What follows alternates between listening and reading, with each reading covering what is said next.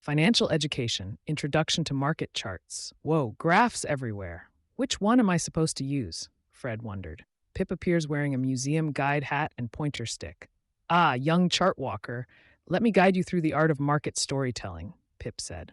Line charts connect the dots of closing prices. Clean, simple, zen, Pip explained. So, just one line? Fred asked. Yep, great for spotting the overall direction, but it hides the juicy details, Pip replied. Bar charts show more open, high, low, and close. Like a four-legged market stool, Pip continued. Huh, this one's kind of hard to read, Fred admitted. Pip whispered, Don't worry, hardly anyone uses these anymore. Pip then declared dramatically, Behold, the candlestick chart, the trader's favorite weapon. These look like candles. Do they do more than look pretty? Fred asked. Look pretty? Pip explained, Way more. Each candle tells a story. Open and close, body, high and low, wicks, and the color? It shows if price went up or down.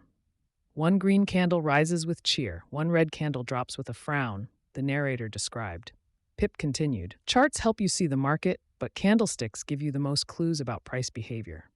Fred summed up, So, line equals basic trend, bar is full info, but messy, candlesticks best of both.